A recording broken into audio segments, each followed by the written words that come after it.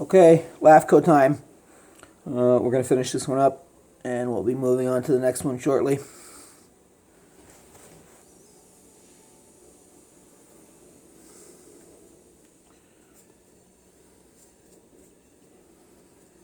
I'm going to mix some good dark grayed out red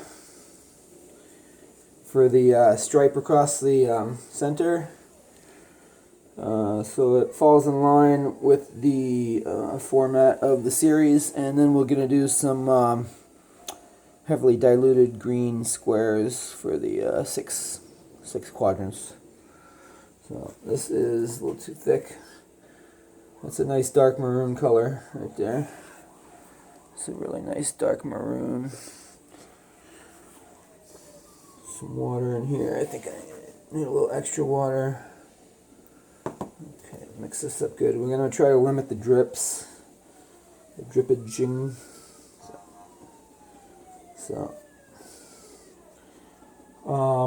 I thought if we did a cool color for the stripe, it was going to kind of break apart the whole composition.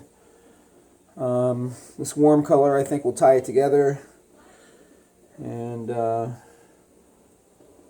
give it some gravity, some weight to the center. So here we are.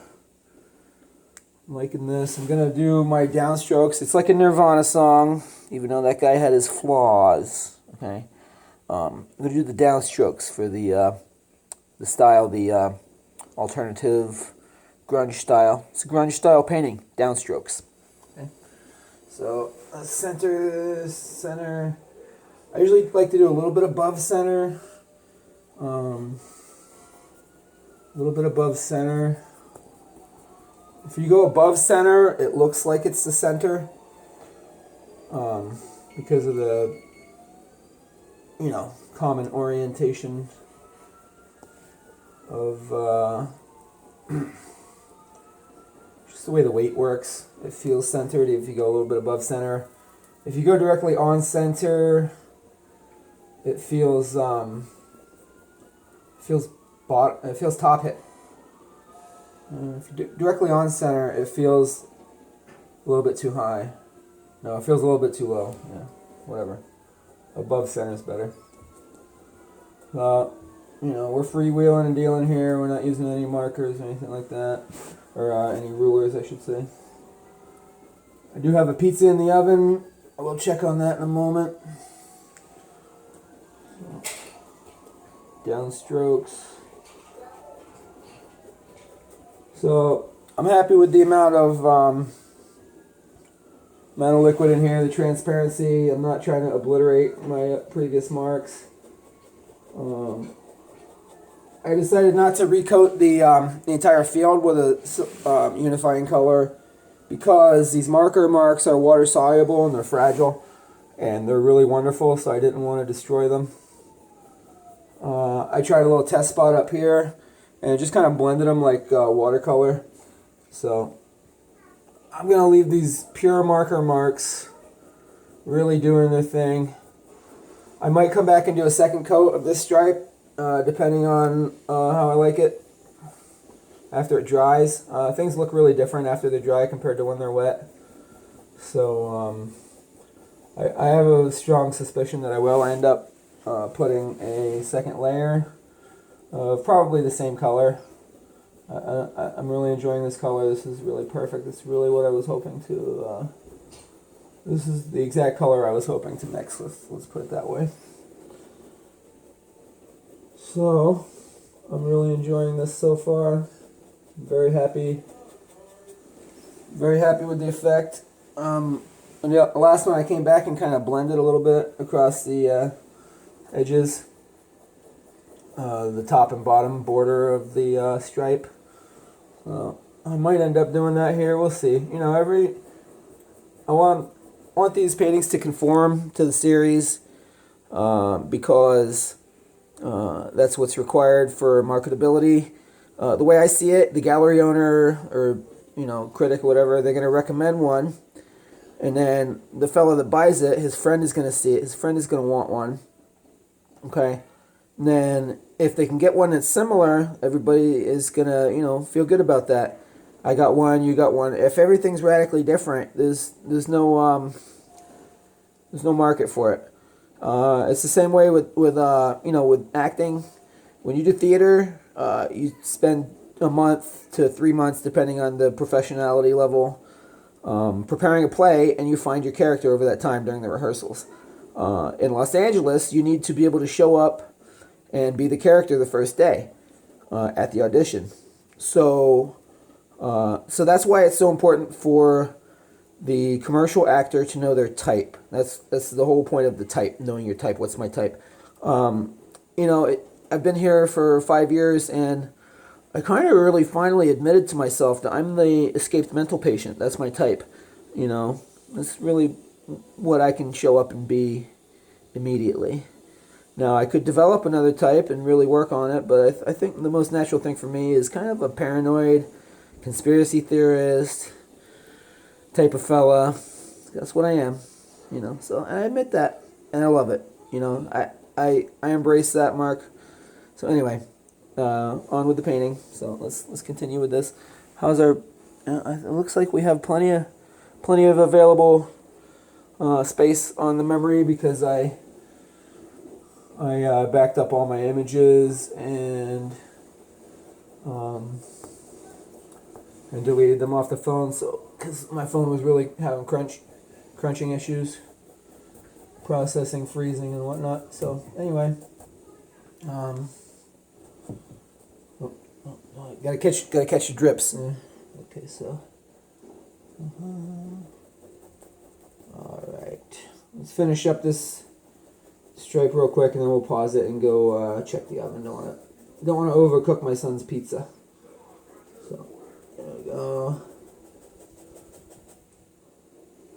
A bit of a reload here.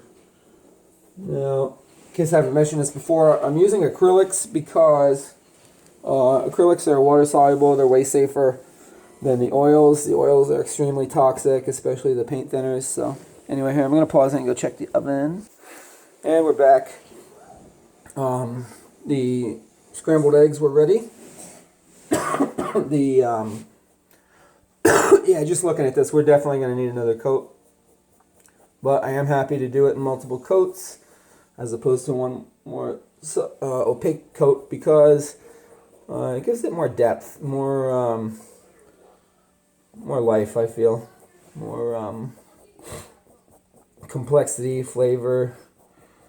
When I did the painting of the Don't Tread on Me flag in 2016 in Colorado while Grace was in nursing school, I did 30 coats of yellow before I got into doing the snake.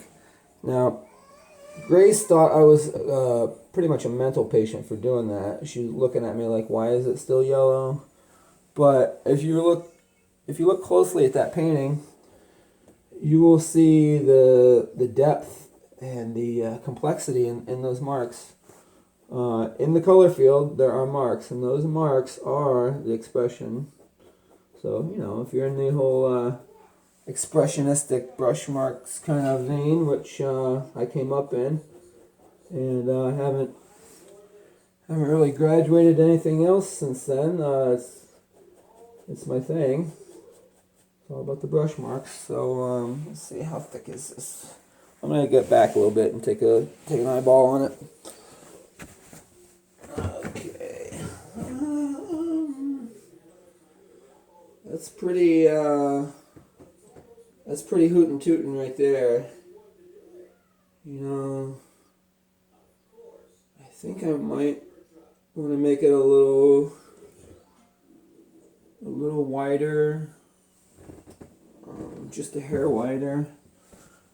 We gotta really check on the push pull. Once I get the stripe and the squares in, I might have to find a solution to unify the field, while at the same time not diluting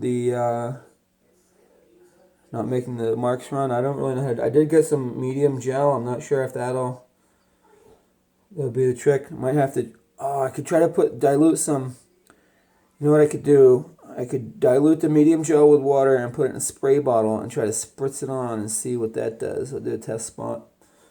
Not convinced that will be safe, but it's definitely worth a try. So I'm gonna do some little half marks here because I don't want to make it too wide. So I'm pretty happy with the amount of. Probably gonna add some half marks at the top too here. Some downstroking. It's a grunge song. This painting is a grungy, downstrokey kind of world we live in here. Okay. We are living in a grungy and downstrokey world. So anyway, you get the idea. It's going to be a long video, so I'm going to cut it off for now, and once it dries, I'll come back, and you can watch me do some more. Oh yeah, I'll let you see me do the green stripes too. Okay. Okay, so I put some blue and some yellow in this cup and some water. Now I'm not going to mix it thoroughly because I want to get some live edges going on maybe, and I don't want to I put the water in here, and I don't want the paint to be too thick here.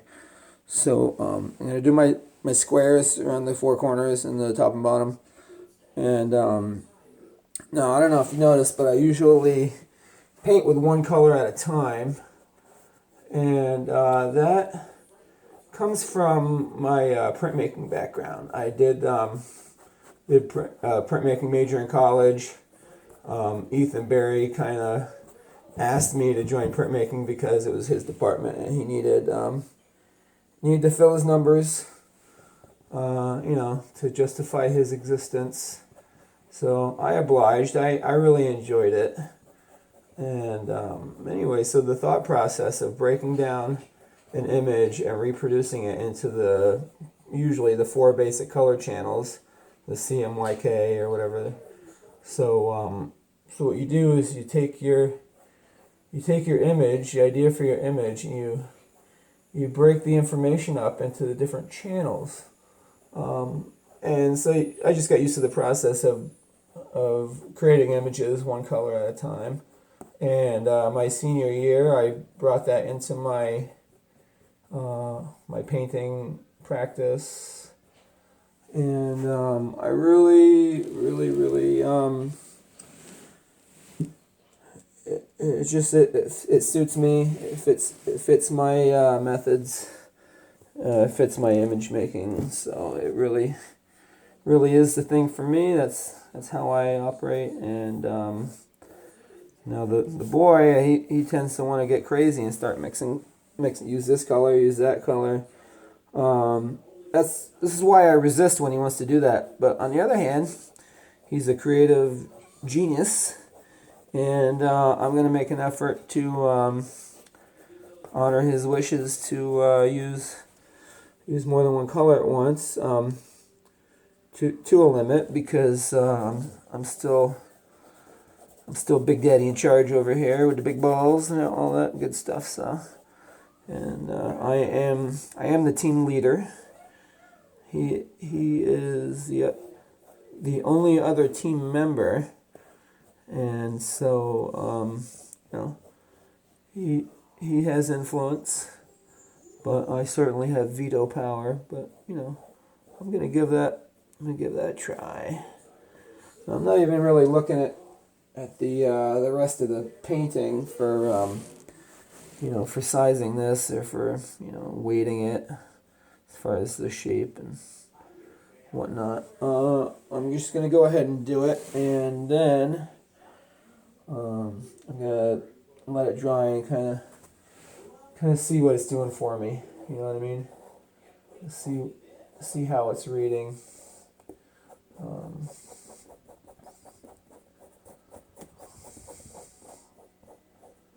So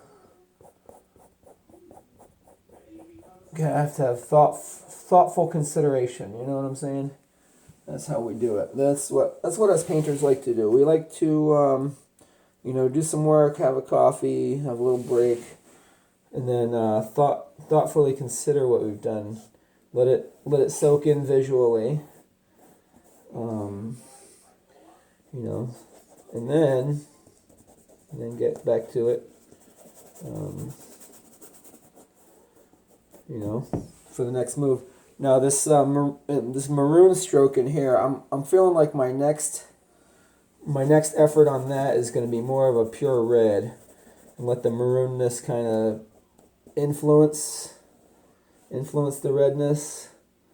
But I feel like it needs to be more red, more of a reddy red.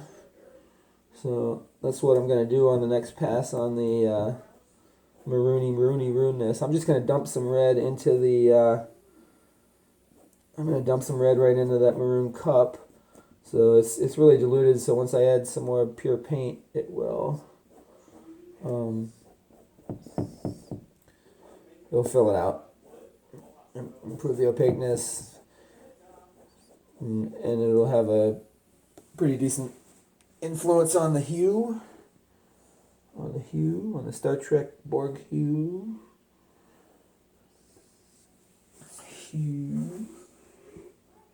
Geordie's friend, you know what I mean? Remember Geordie? Geordie's friend, his name was Hugh. I like that guy, Hugh. He was a good character. I heard he was in the new one. I haven't seen the new one, not gonna watch it. I do enjoy the negative reviews, but I did watch the first episode of all the Kurtzman Trek. That's the only series that I've even watched an episode. So anyway, I used to be really into that stuff, and then once I realized outer space was a scam, that was good stuff. So, okay, oh, one more square, forgot the other corner. Okay. This is really shaping up. I'm really having a good feeling about this. Oh, dripping green. I'm having a good feeling about the outcome of this painting.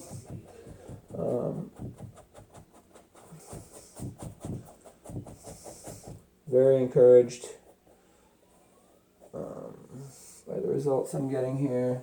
Okay, I'm happy with that. I'm going to let this all dry and feed the family, and then we'll come back later. So thank you so much.